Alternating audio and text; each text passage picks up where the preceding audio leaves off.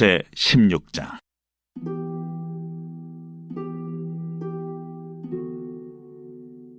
아론의 두 아들이 여호와 앞에 나아가다가 죽은 후에 여호와께서 모세에게 말씀하시니라. 여호와께서 모세에게 이르시되, 내 형 아론에게 이르라. 성소의 휘장 안 법궤 위 속죄소 앞에 아무 때나 들어오지 말라. 그리하여 죽지 않도록 하라.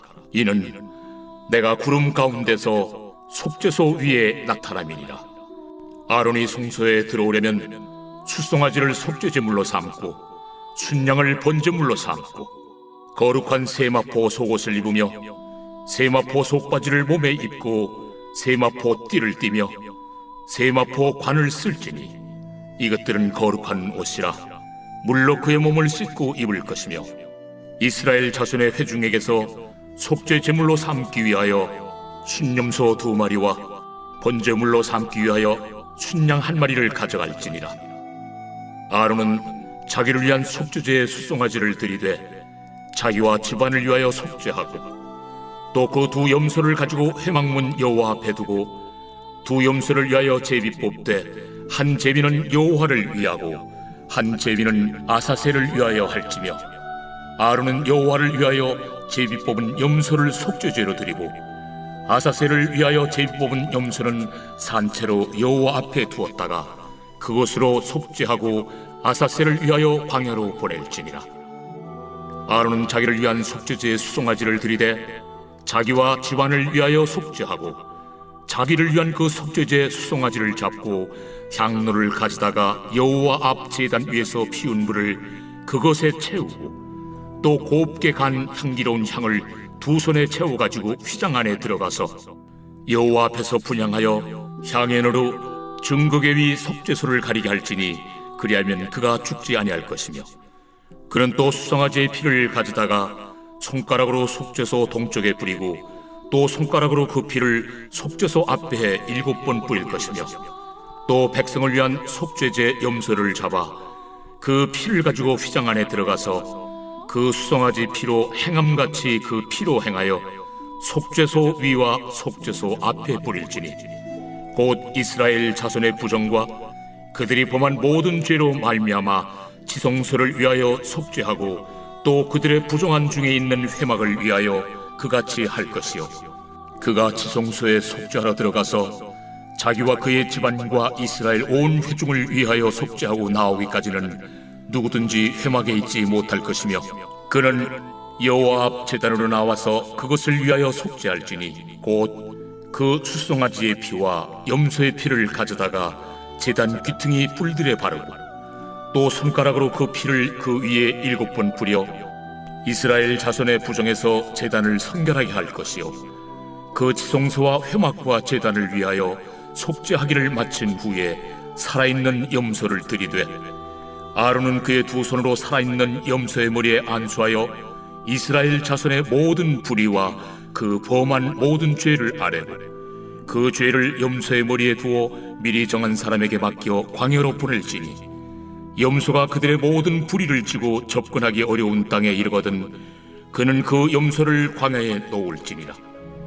아론은 회막에 들어가서 지성소에 들어갈 때 입었던 세마포 옷을 벗어 거기 두고 거룩한 곳에서 물로 그의 몸을 씻고 자기 옷을 입고 나와서 자기의 번제와 백성의 번제를 드려 자기와 백성을 위하여 속죄하고 속죄 제물의 기름을 제단에서 불사를 것이요 염소를 아세셀에게 보낸 자는 그의 옷을 빨고 물로 그의 몸을 씻은 후에 진영에 들어갈 것이며 속죄제 숫송아지와 속죄제 염소의 피를 성소로 들여다가 속죄하였은즉 그 가죽과 고기와 똥을 밖으로 내다가 불사를 것이요 불사른 자는 그의 옷을 빨고 물로 그의 몸을 씻은 후에 진영에 들어갈지니라. 너희는 영원히 이 규례를 지킬지니라. 7째 달 곧 그 달 10일에 너희는 스스로 괴롭게 하고 아무 일도 하지 말되 본토인이든지 너희 중에 거류하는 거류민이든지 그리하라. 이날에 너희를 위하여 속죄하여 너희를 정결하게 하리니 너희의 모든 죄에서 너희가 여호와 앞에 정결하리라. 이는 너희에게 안식일 중에 안식일인즉 너희는 스스로 괴롭게 할지니 영원히 지킬 규례라. 기름 부음을 받고 위임되어 자기의 아버지를 대신하여 제사장의 직분을 행하는 제사장은 속죄하되, 세마포 곧 거룩한 옷을 입고 지성소를 속죄하며 회막과 제단을 속죄하고 또 제사장들과 백성의 회중을 위하여 속죄할지니 이는 너희가 영원히 지킬 규례라. 이스라엘 자손의 모든 죄를 위하여 1년에 한 번 속죄할 것이니라. 아론이 여호와께서 모세에게 명령하신 대로 행하니라.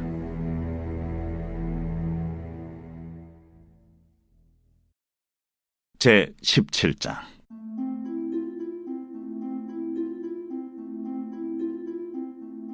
여호와께서 모세에게 말씀하여 이르시되, 아론과 그의 아들들과 이스라엘의 모든 자손에게 말하여 그들에게 이르기를, 여호와의 명령이 이러하시다 하라.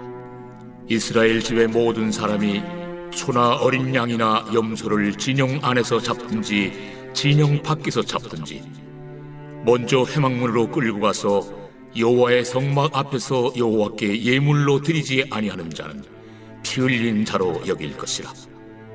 그가 피를 흘렸은즉 자기 백성 중에서 끊어지리라.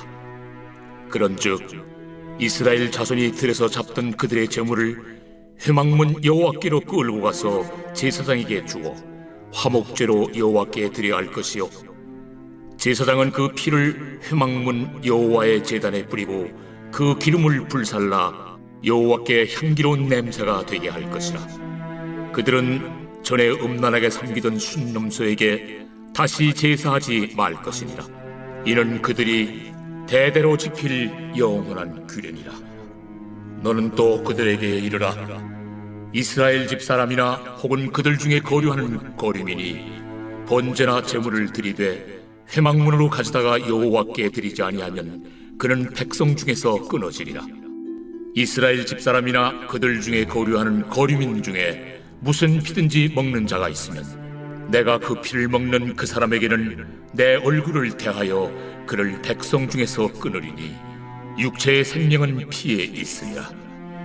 내가 이 피를 너에게 주어 제단에 뿌려 너희의 생명을 위하여 속죄하게 하였나니 생명이 피에 있으므로 피가 죄를 속하느니라. 그러므로 내가 이스라엘 자손에게 말하기를, 너희 중에 아무도 피를 먹지 말며 너희 중에 거류하는 거류민이라도 피를 먹지 말라 하였나니, 모든 이스라엘 자손이나 그들 중에 거류하는 거류민이 먹을 만한 짐승이나 새를 사냥하여 잡거든 그것의 피를 흘리고 흙으로 덮을지니라. 모든 생물은 그 피가 생명과 일체라. 그러므로 내가 이스라엘 자손에게 이르기를, 너희는 어떤 육체의 피든지 먹지 말라 하였나니 모든 육체의 생명은 그것의 피인즉 그 피를 먹는 모든 자는 끊어지리라. 또 스스로 죽은 것이나 들짐승에게 찢겨 죽은 것을 먹은 모든 자는 본토인이거나 거류민이거나 그의 옷을 빨고 물로 몸을 씻을 것이며 저녁까지 부정하고 그 후에는 정하려니와, 그가 빨지 아니하거나 그의 몸을 물로 씻지 아니하면 그가 죄를 담당하리라.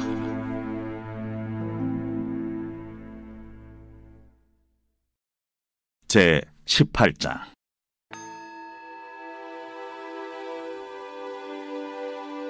여호와께서 모세에게 말씀하여 이르시되, 너는 이스라엘 자손에게 말하여 이르라. 나는 여호와 너희의 하나님이니라. 너희는 너희가 거주하던 애굽 땅의 풍속을 따르지 말며 내가 너희를 인도할 가나안 땅의 풍속과 규례도 행하지 말고 너희는 내 법도를 따르며 내 규례를 지켜 그대로 행하라. 나는 너희의 하나님 여호와이니라. 너희는 내 규례와 법도를 지키라. 사람이 이를 행하면 그로 말미암아 살리라. 나는 여호와이니라. 각 사람은 자기의 살부치를 가까이 하여 그의 하체를 범하지 말라. 나는 여호와이니라. 내 어머니의 하체는 곧 내 아버지의 하체이니 너는 범하지 말라. 그는 내 어머니인즉 너는 그의 하체를 범하지 말지니라. 너는 내 아버지의 아내의 하체를 범하지 말라. 이는 내 아버지의 하체니라. 너는 내 자매 곧 내 아버지의 딸이나 내 어머니의 딸이나 집에서나 다른 곳에서 출생하였음을 막론하고 그들의 하체를 범하지 말지니라. 내 손녀나 내 외손녀의 하체를 범하지 말라. 이는 내 하체니라. 내 아버지의 아내가 내 아버지에게 낳은 딸은 내 누이이니 너는 그의 하체를 범하지 말지니라. 너는 내 고모의 하체를 범하지 말라. 그는 내 아버지의 살붙이리라. 너는 내 이모의 하체를 범하지 말라. 그는 내 어머니의 살붙이니라. 너는 내 아버지 형제의 아내를 가까이하여 그의 하체를 범하지 말라. 그는 내 숙모니라. 너는 내 며느리의 하체를 범하지 말라. 그는 내 아들의 아내이니 그의 하체를 범하지 말지니라. 너는 내 형제의 아내의 하체를 범하지 말라. 이는 내 형제의 하체니라. 너는 여인과 그 여인의 딸의 하체를 아울러 범하지 말며 또 그 여인의 손녀나 외손녀를 아울러 데려다가 그의 하체를 범하지 말라. 그들은 그의 살붙이이니 이는 악행이니라. 너는 아내가 생존할 동안에 그의 자매를 데려다가 그의 하체를 범하여 그로 질투하게 하지 말지니라.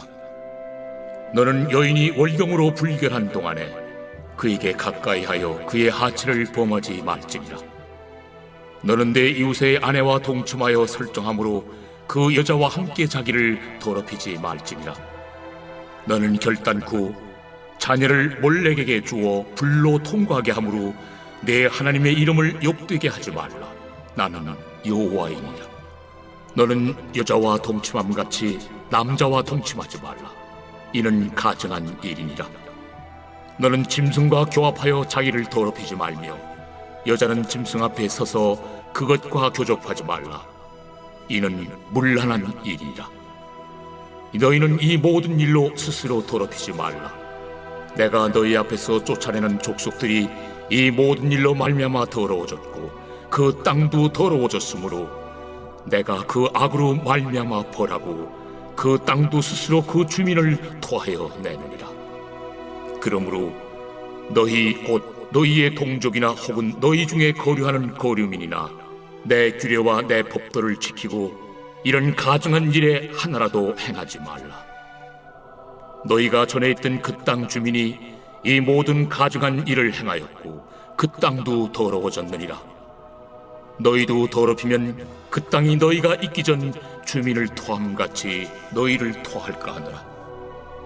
이 가증한 모든 일을 행하는 자는 그 백성 중에서 끊어지리라. 그러므로 너희는 내 명령을 지키고 너희가 들어가기 전에 행하던 가증한 풍속을 하나라도 따름으로 스스로 더럽히지 말라. 나는 너희 하나님 여호와이니라.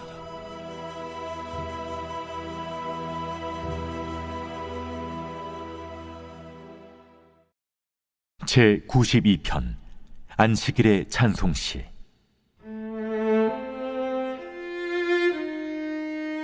지존자여, 시편금과 비파와 수금으로 여호와께 감사하며 주의 이름을 찬양하고 아침마다 주의 인자하심을 알리며 밤마다 주의 성실하심을 베품이 좋으니이다. 여호와여, 주께서 행하신 일로 나를 기쁘게 하셨으니 주의 손이 행하신 일로 말미암아 내가 높이 외치리이다. 여호와여, 주께서 행하신 일이 어찌 그리 크신지요. 주의 생각이 매우 깊으시니이다. 어리석은 자도 알지 못하며 무지한 자도 이를 깨닫지 못하나이다. 악인들은 풀같이 자라고 악을 행하는 자들은 다 흥왕할지라도 영원히 멸망하리이다. 여호와여, 주는 영원토록 지존하시니이다. 여호와여, 주의 원수들은 패망하리이다. 정녕 주의 원수들은 패망하리니 죄악을 행하는 자들은 다 흩어지리이다. 그러나 주께서 내 뿔을 들소의 뿔같이 높이셨으며 내게 신선한 기름을 부으셨나이다. 내 원수들이 보응받는 것을 내 눈으로 보며 일어나 나를 치는 행악자들이 보응받는 것을 내 귀로 들었도다. 의인은 종려나무같이 번성하며 레바논의 백향목같이 성장하리로다. 이는 여호와의 집에 심겼으며 우리 하나님의 뜰 안에서 번성하리로다. 그는 늙어도 여전히 결실하며 진액이 풍족하고 빛이 청청하니 여호와의 정직하심과 나의 바위 되심과 그에게는 불의가 없음이 선포되리로다. 오늘 저희가 함께 본문으로 살피고 있는 레위기 16장은요, 이스라엘의 1년에 딱 한 번 지내게 되는 대속죄의 일이라고 하는 제사법에 관해서 말합니다. 즉, 대속죄일에 관한 규정을 보여주는 게 16장이죠. 그런데 여러분, 저희 본문 16장은요, 의도적으로 아론이라고 하는 대제사장의 두 아들의 죽음을 언급해요. 특별히 레위기 10장에서 그 나답과 아비후라고 하는 아론의 두 아들이 왜 죽었는지를 설명해 줘요. 어, 하나님께서 정하신 불이 아닌 다른 종류의 불을 사용해서 분향을 하다가 하나님의 진노 중에 죽게 되었다라고 하는 이야기가 10장에 등장을 하거든요.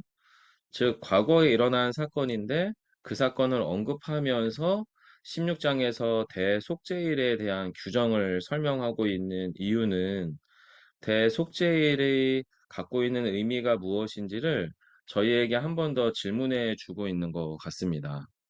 어떤 질문이냐면, 여러분 한번 생각을 해볼게요. 하나님께서 이스라엘 백성들의 거룩함을 유지하기 위한 제사법, 뭐 번제부터 시작해서 속건제를까지 맞춰진 이 모든 일련의 제사들, 이런 제사들이 보통 성막에서 드려지잖아요. 그리고 이 성막의 구성 요소는 크게 두 가지입니다.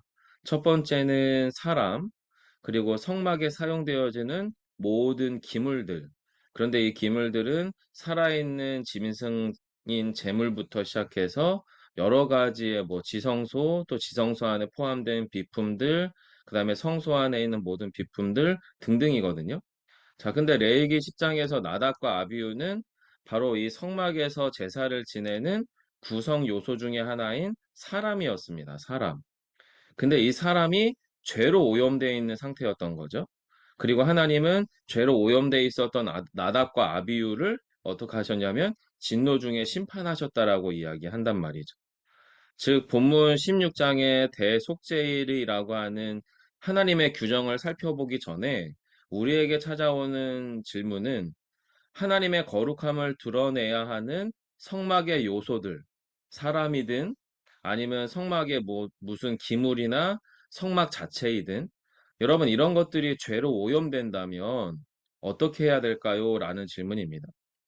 그리고 이걸 좀 더 구체적으로 살피면 제사장들과 그리고 재물을 가지고 들어오는 사람들은 이스라엘 백성들이잖아요. 이 제사장들과 출입하는 백성들이 죄를 품고 들어오는 순간, 그 순간에 그 부정함은 어떻게 해결할 수 있을까요?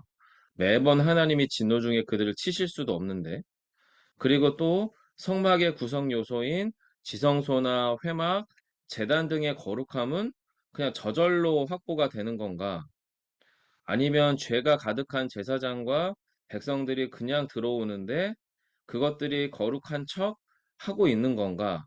뭐 이런 등등의 질문들이 사실은 제사 행위들 안에서 반복적인 제사가 이루어질 때 사람들에게 당연히 찾아올 질문들이겠죠.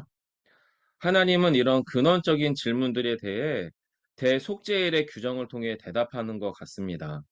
마치 이런 겁니다. 저희가 예수 그리스도의 보혈로 구원받았잖아요. 그리고 어쩌면 저희는 어, 죽어서 천국에 간다는 것을 어떨 때는 좀 100% 믿는 것 같고 어떨 때는 한 절반 정도 믿겨지는 것 같은데 그런 상태에서 우리는 예수님에게 회개하면 다 구원을 받는다라고 용서를 받는다라고 확신하며 우리 안에서 신앙생활을 해나가는데 내가 계속 이렇게 같은 죄에 미끄러지고 빠져 사는 게 정당한가? 내가 도대체 구원받은 건가? 이런 의심이 들 수 있지 않겠어요? 마치 그 유사한 질문이 바로 이 대속죄일에 관한 규정들 안에 담겨져 있는 거죠. 하나님께서는 이런 근원적인 질문들에 대해서 속죄일의 규정을 통해 대답을 하셔요. 그리고 모든 속죄 제사에 정점에 있었던 대제사장 아론, 그리고 성막에 출입하는 모든 백성들, 또한 지성소와 회막, 제단에 포함되어 있는 모든 비품들에 대한 근원적인 속죄 제사를 명령하십니다. 그래서 여러분, 이 대속죄일의 속죄 제사는 몇 가지의 특징을 갖게 되는데요. 먼저는 매달 7월 10일, 1년에 한 번만 진행되는 유일한 제사다라고 하는 거예요. 1년에 한 번 이상 드리지 못합니다. 그리고 이 대속죄일의 속죄 제사는 가장 먼저 속죄해야 될 것은 다름 아닌 모든 제사의 정점에 있는 대제사장입니다. 대제사장 아론의 속죄 제사인데, 아론이 이때 자신의 속죄 제사를 드릴 때에는 에봇을 포함한 정식의 제사장 복식을 입지 않습니다. 제사장 복식이라고 하는 것은 하나님의 현현을, 또는 하나님께서 이스라엘 백성들을 향해 용서의 의지가 있다는 것을 표현하는 상징적인 복장이기 때문에 에봇을 포함한 정식 제사장 복장이 아니라 다른 종류의 옷을 입게 됩니다. 바로 거룩한 세마포 옷, 그리고 띠, 세마포 관을 착용하게 되죠. 그것을 통해서 아론 역시도 속죄가 필요한 존재라고 하는 고백을 하도록 하나님은 요청하십니다. 그리고 이 아론의 대제사장의 속죄 제사에는 아론 본인이 준비하는 제물, 숫송아지, 그리고 순양, 숫송아지는 속죄제에 사용되고요. 순양은 번제에 사용되는데, 아론 본인이 준비하는 제물과 또한 동시에 이스라엘 백성 중에서 내어드리는 제물, 순염소 2마리, 2마리는 속죄제사에 사용되고요. 또한 순양 1마리, 번제에 사용되는 순양 1마리가 같이 드려지게 됩니다.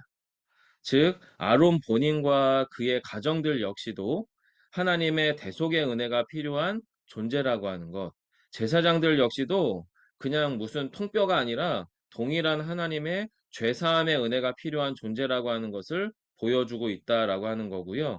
이 대제사장의 속죄의 행위에는 백성들의 부응, 반응이 필요하다라고 하는 거죠. 왜냐하면 대제사장이 본인이 준비하는 제물과 이스라엘 백성들이 준비하는 제물이 같이 공존하므로 대제사장의 속죄 행위에는 이스라엘의 공동체의 고백이 같이 포함되어 있음을 보여줍니다. 자, 어쨌든 여러분, 아론이 준비한 숫송아지는 아론과 자기 집안을 위한 속죄 제물이고요. 그리고 성막 문 앞에서 백성들이 내어드린 2염소 중 1마리, 1마리는 제비를 뽑아요. 2마리 중에 하나 제비를 뽑아서, 제비를 뽑은 것은 여호와 하나님을 위한, 이스라엘 백성들이나 그 어떤 이들을 위한 게 아니라 여호와 하나님을 위한 속죄 제물로서 백성들을 대표해서, 그 성막을 출입하는 백성들을 대표해서 속죄 제물로 드려지고요. 그리고 또 1마리는 아사셀을 위해서라고 이야기하며 이미 속죄되어져 있는데 살아있는 채로, 산 채로 광야로 보내지는 2염소에 관한 이야기가 나옵니다. 자, 그런데 여러분, 이 아사셀의 염소라고 하는 제물이 광야로 보내지는 시점은 앞선 모든 속죄 제사가 끝난 후입니다.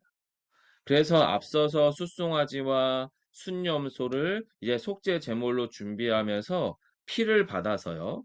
이 피를 지성소 안에 뿌려요. 특별히 지성소 안에 속죄소 앞에서 그 피를 뿌리기도 하고 바르기도 합니다. 동일한 행위를 회막과 제단 곳곳에서 피를 뿌리거나 바르는 동일한 행위를 함으로써 성막의 구성 요소인 사람과 성막의 구성 요소인 그 모든 비품들 안에서 모든 속죄 행위가 이루어졌음을 상징하면서 그 모든 행위가 이루어지지요.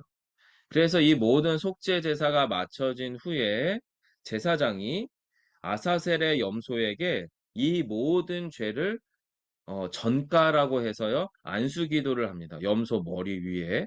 그래서 머리 안수를 통해 옮겨진 모든 죄를 짊어진 살아있는 제물인 아사셀의 염소가 광야로 보내지는데, 이 광야의 특징은 도저히 살아남을 수 없을 환경 가운데 있는 광야로 염소가 보내져요. 여러분, 그래서 그렇게 보내진 아사셀 염소는 결국에 모든 이스라엘의 죄악을 짊어진 상태로 살아가든지 아니면 죽어가든지 광야에서 철저하게 하나님의 뜻, 하늘의 뜻에 달려져 있는 버려진 존재가 되게 됩니다. 그리고 이 아사셀의 염소의 의미는 그 영적 의미가 매우 깊어지죠. 성도 여러분, 이 레위기 16장에 대속죄일의 속죄의 내용, 그리고 속죄의 대상 등이 보여주는 목적은 매우 확실합니다. 가장 완전하고 온전한 속죄는 가능한가? 라고 하는 질문에 대하여 하나님께서는 가장 완전하고 온전한 속죄의 성취는 이렇게 행하라 라고 저와 여러분에게 또 성경 가운데 있는 백성들에게 보여주고 있는 거죠.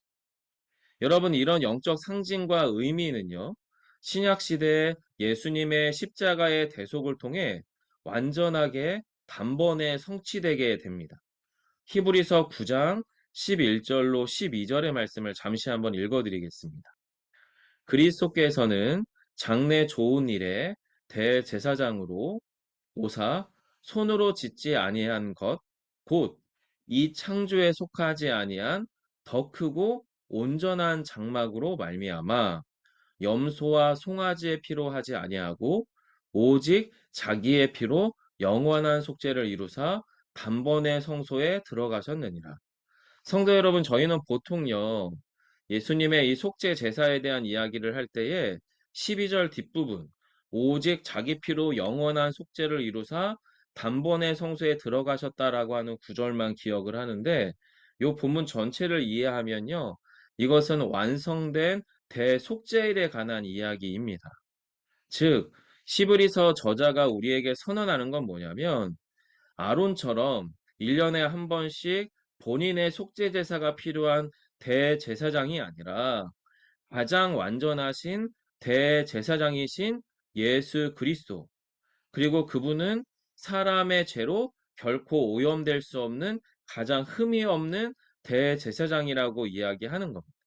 그리고 이 대제사장이신 예수께서는 이 창조, 바로 사람들이 성막을 광야에서 세웠지만 이 성막조차도 1년에 한 번씩 대속죄를 통하여 그 죄가 축적되어 있는 상태를 온전히 해결해야 되는데, 결코 인간의 죄로도 오염될 수 없는 하늘에 속한 전혀 새로운 더 크고 온전한 장막을 이 땅 가운데 세우셨다라는 거예요.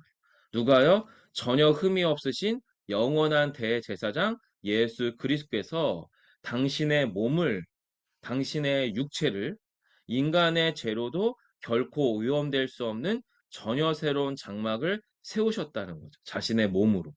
그리고 그 몸 안으로 당신께서 친히 속죄 제사를 행하셨는데, 그 속죄 제사의 제물은 당신의 몸 자체요. 그리고 그 몸에서 흘리신 피가 바로 이 모든 성막과 모든 죄 가운데 뿌려져서 영원하고 완전한 속죄를 단번에 이루셨다라고 이야기하는 것이 히브리서의 선언입니다. 따라서 여러분, 저희가 16장에서 찾아온 근원적인 질문, 속죄의 수단이었던 사람이 오염된다면, 속죄의 수단이었던 성막이 오염된다면 어떻게 해야겠는가? 라고 하는 근원적인 질문에 예수님께서 친히 행하신 사건이 이 16장의 근원적인 대답이 된다는 것을 꼭 기억해 주시면 좋겠습니다. 이어서 등장하는 17장은요, 생명의 근원을 상징하는 피와 그 피의 생명에 관한 규례를 전합니다. 그리고 17장을 통과하는 가장 근원적인 부분은 피와 생명의 규례가 보통 하나님을 떠난 짐승 제사와 연관되어 있기 때문에 우상 숭배와 관련되어 있는 이야기를 하나님이 금하고 있음을 보여주는 것이 17장의 이야기고요. 18장은 이스라엘이 떠나온 애굽의 풍속, 이스라엘이 가장 먼저는 애굽을 떠나왔잖아요. 그리고 어딜 향해 가냐면 가나안을 따라 향해 가는데, 애굽에서 배워온 풍속이 있을 거고 가나안에 가서 배우게 되는 풍속이 있을 건데, 이 모든 풍속을 따르지 말라는 거예요. 왜냐하면 애굽과 가나안은 가장 대표적인 다신교의 풍속을 가지고 있었고, 이 모든 종교적 풍속에는 완전 금기가 사라진, 안 될 게 없는 금기가 사라져버린 문란한 성풍속을 가지고 있었습니다. 그런데 이런 문란한 성풍속에 대한 하나님의 인식이 어떤 것인지를 본문 18장이 보여주지요. 하나님의 인식은 한마디로 가증하다라는 겁니다. 여러분, 하나님께서 가증하다고 말씀하시는 이유는 그것이 성적으로 문란하기 때문이기도 하겠지만, 이런 행위가 하나님의 창조 질서를 철저하게 파괴하기 때문입니다. 하나님의 창조 질서는 생명의 존중입니다. 피와 그 피로가 담겨진 생명에 대한 존중인데요. 여타의 이 앞에서 등장하는 모든 성풍속을 포함한 종교적 풍속은요, 생명을 경시하는 이기심과 철저하게 자기 숭배의 이유가 있습니다. 즉, 지독한 자기 숭배는 생명을 가진 모든 존재와 대상을 자신을 위해서 사용하고 자신을 위해서 그 모든 생명들을 상대화하고 도구화합니다. 상대화하고 도구화한다는 것은 모든 생명을 반대편 저울에 올려놓고 내가 너보다 중요하기 때문에 나는 이것을 사용할 수 있다. 나를 위해서. 이것이 상대화하고 도구화한다라는 의미예요. 그래서 철저하게 모든 생명과 모든 대상을 자기 쾌락의 대상으로 삼고 그것을 정당화하고 심지어 그것을 미화하죠. 이 모든 행위를 하나님은 가증히 여기신다는 거고요. 하나님께서 가증히 여기시는 죄의 특징은요, 마약 같습니다. 끊어낼 수 없고요. 한번 시작하면 그 죄악은 또 다른 죄악을 발생시키므로 죄악의 바다에 빠져나올 수 없는 상태가 되게 되지요. 여러분, 그래서 17장과 18장의 본문의 이야기는 오늘날에도 매우 민감한 이슈를 다루고 있는 본문입니다. 동성애를 포함한 일련의 성적인 타락을 다루죠. 되게 민감한 이슈라서 이게 영상으로 남으면 제가 나중에 아주 쌍욕을 먹을 수도 있겠지만, 여러분, 동성애가 죄인가요? 시간 관계상 충분히 다루지는 못하지만 결론만 말씀드리자면 동성애 역시도요, 거짓말이나 폭력, 살인, 우상숭배, 부정부패만큼이나 하나님 앞에서 죽음에 이르는 죄입니다. 동성애를 포함한 본문에 등장하는 일련의 모든 성적인 타락, 간음이나 성폭력이나 외도나 비정상적인 모든 성관계는 사망에 이르는 똑같은 죄입니다. 앞선 거짓말, 폭력, 살인, 우상숭배와 다르지 않다는 거죠. 여러분, 하나님 앞에서는요, 죄의 경중은 없습니다. 오직 주 예수 그리스도의 죄사함의 은혜가 필요한 죄인만 있을 뿐입니다. 따라서 저희들이 레위기를 통해 기억하고 마음에 새겨야 하는 것은 내가 너보다 비교적 종교적으로 우월하다라고 말하는 상대적인 종교적 우월감이 아닙니다. 우리 모두가 오직 완전한 대제사장 대신 예수 그리스도께서 행하신 십자가의 은혜가 필요하다는, 완전한 대속의 은혜가 필요한 존재라고 하는 것을 고백하고 누리고 살아가는 믿음의 고백이 필요할 뿐입니다. 오늘 저와 우리에게 주시는 말씀은 레위기 16장 1절로 2절의 말씀인데요. 잠시 읽어드리겠습니다. 아론의 두 아들이 여호와 앞에 나아가다가 죽은 후에 여호와께서 모세에게 말씀하시니라. 여호와께서 모세에게 이르시되 내 형 아론에게 이르라. 성소에 휘장한 법궤 위 속죄소 앞에 아무 때나 들어오지 말라. 그리하여 죽지 않도록 하라. 이는 내가 구름 가운데에서 속죄소 위에 나타남이라. 여러분, 이 구절 가운데에서 저희가 함께 이렇게 기도했으면 좋겠습니다. 하나님, 이스라엘의 순결성을 위해서라면 실패한 제사장 또한 실패한 제사를 서슴지 않는 하나님의 어미하심을 봅니다. 하지만 이제 예수님께서 우리의 완전한 대제사장이 되셨습니다. 주님께서 완전한 희생제물, 화목제물이 되셨습니다. 그리고 이제 우리는 언제나 어디서나 어떠함에도 불구하고 하나님 아버지께 전심으로 나아갈 수 있습니다. 주 예수를 통해 우리를 받으시고 우리를 하나님의 것 삼으신 하나님을 찬양합니다. 그 주님을 더욱 사랑하게 하옵소서. 그 은혜에 깊이 거하게 하옵소서. 여러분, 우리 가운데 행하신 주님의 완전한 대속죄를 기억하며 우리 자신을 주님께 좀 올려드리면서 잠시 함께 기도하도록 하겠습니다. 사랑의 아버지 하나님, 대속죄일의 규정 안에서 이스라엘의 순결함을 위해서라면 하나님께서는 실패한 제사장, 실패한 제사조차 서슴지 않고 심판하시는 하나님의 두렵고 떨리는 어미하심을 보게 됩니다. 하지만 이제 예수님께서 친히 우리의 대제사장이 되셨습니다. 예수님께서 친히 우리의 완전한 희생제물과 화목제물이 되셨습니다. 그래서 우리의 반복적인 죄와 우리의 여전히 끊임없는 연약함들과 죄의 오염에 대하여 그 질문에 대하여 주님께서 우리 안에서 행하신 완전한 죄 사함을 통해 그것들이 해결되었음을 보게 하셨습니다. 주님, 그렇게 이제 우리는 언제나 어디서나 또한 어떠함에도 불구하고 하나님 아버지께 전심으로 나아갈 수 있게 되었습니다. 주님께서 우리를 받으셨습니다. 주님께서 우리를 하나님의 것 삼으셨습니다.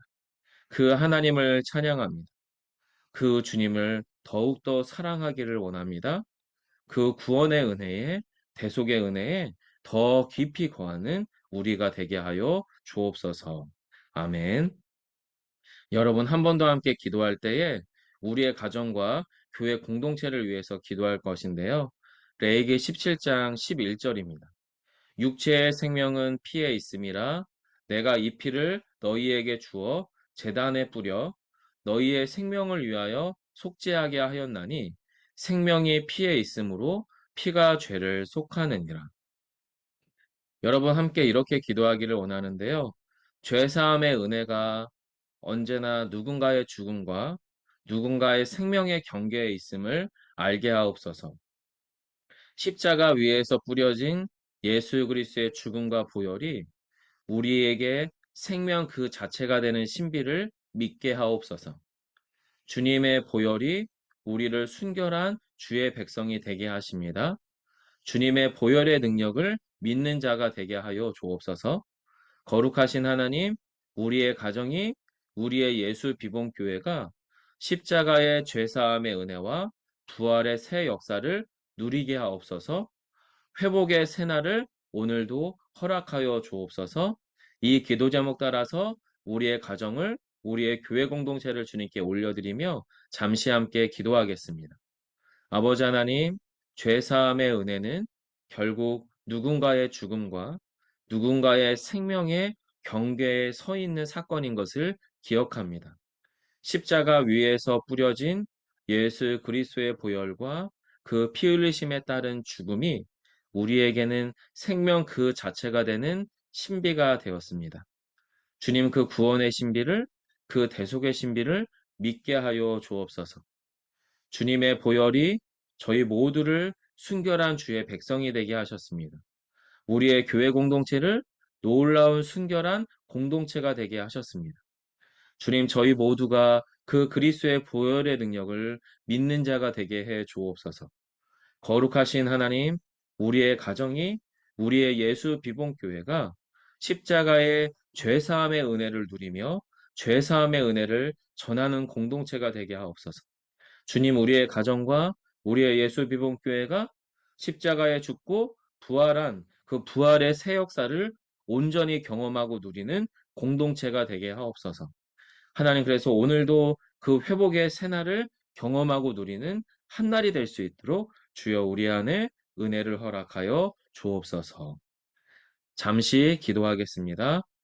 아버지 하나님, 신앙생활을 오래 하다 보면 우리 안에도 영적인 무뎌지는 현상이 나타납니다. 이런 잘못과 이런 죄에 반복적으로 미끄러질 때에 또 주님께 용서를 구하면 용서함을 받을까? 또한 용서함을 받겠지. 이런 반복적인 삶에서 우리가 무뎌질 때가 있는데 그런 모든 무뎌지는 질문 가운데 하나님께서는 이미 대답을 두셨습니다. 더 이상 모든 것에 또 한 번의 반복적인 죄사함이 필요한 것이 아닌 예수께서 행하신 완전하고도 온전한 대속의 은혜가 우리를 덮었다라고 선언하십니다. 그리고 그렇게 대속의 은혜가 덮은 우리에게 더 이상 애굽의 풍속도 가나안의 풍속도 따르지 말라라고 이야기합니다. 세상에 오염되다 보면 철저하게 모든 생명을 도구화하고 상대화하는 함정이, 또한 나 자신을 숭배하는 자기 만족과 자기 우월감에 빠져 하나님을 잊어버리기 때문인데, 주님 우리의 심령 안에 다시 한번 예수의 십자가를 세우게 하시고 예수님의 대속의 은혜 안에 깊이 머무는 오늘 한날이 되게 해 주셔서 죄사함의 은혜는 결국 예수의 죽음과 우리의 생명의 경계에 서 있는 사건인 것을 다시 한번 깨달아 오늘도 그 은혜와 그 사랑에 깊이 거하는 저희 모두가, 우리의 가정이, 우리의 교회가 되게 하여 주옵소서. 예수님 이름으로 기도드립니다. 아멘. 여러분 오늘 말씀 가운데 주신 하나님의 마음을 따라 기도하시고요. 여러분이 가지고 오신 기도 제목들을 따라 기도하시다가 자유롭게 돌아가도록 하겠습니다. 함께 기도합니다.